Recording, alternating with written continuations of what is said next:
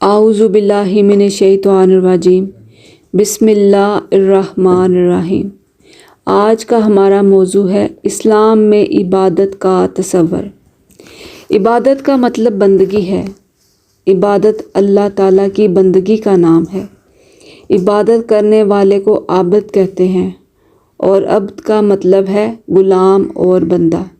یعنی جس طرح غلام اپنے آقا کا تابع و فرما بردار ہوتا ہے، اسی طرح بندہ بھی اپنے حقیقی آقا یعنی اللہ تعالیٰ کا ہر معاملے میں اطاعت گزار ہوتا ہے۔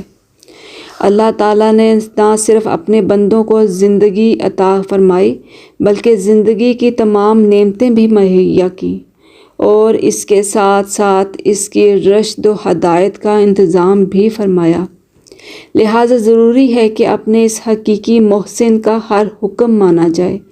اس کی عبادت کو اپنی زندگی کا مقصد بنایا جائے۔ اللہ تعالیٰ نے تو بندے کو دنیا میں بھیجا ہی اسی لیے ہے کہ وہ صرف اور صرف اس کی عبادت کرے۔ اس بات کا اعلان اللہ تعالیٰ نے خود فرمایا، وَمَا خَلَقْتُ الْجِنَّ وَالْإِنسَ إِلَّا لِيَعْبُدُونِ، اور میں نے جنوں اور انسانوں کو اس لیے پیدا کیا ہے کہ وہ میری عبادت کریں۔ یہی وجہ ہے کہ دنیا میں جتنے بھی پیغمبر آئے، سب نے صرف اللہ تعالیٰ ہی کی عبادت کا حکم دیا اور اس کی ذات میں کسی کو شریک ٹھہرانے سے منع کیا۔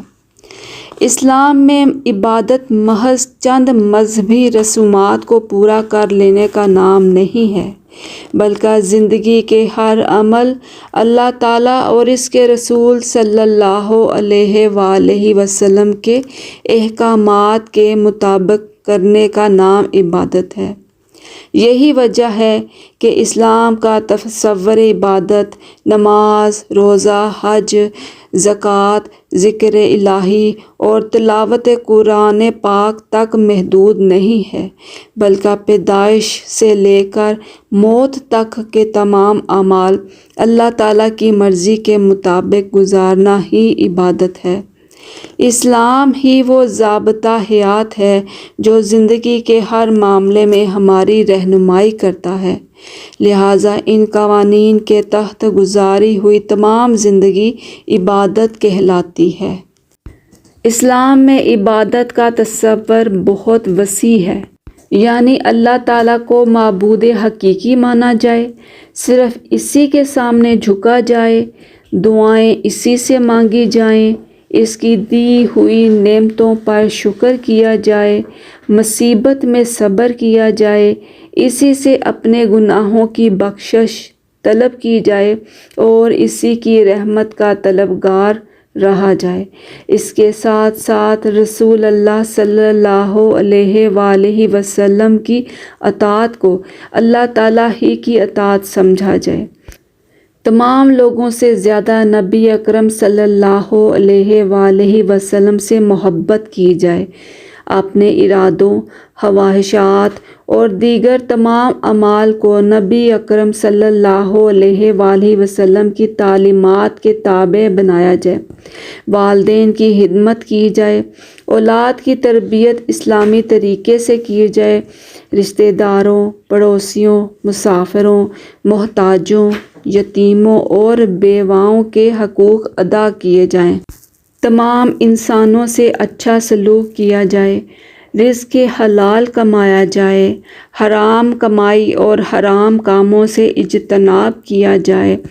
تمام اخلاقی خوبیوں یعنی سچائی، دیانتداری، ایفائے عہد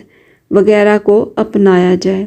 تمام برائیوں مثلاً غیبت، جھوٹ، چغلی، بہتان، عیب جوئی، بدگمانی وغیرہ سے بچا جائے،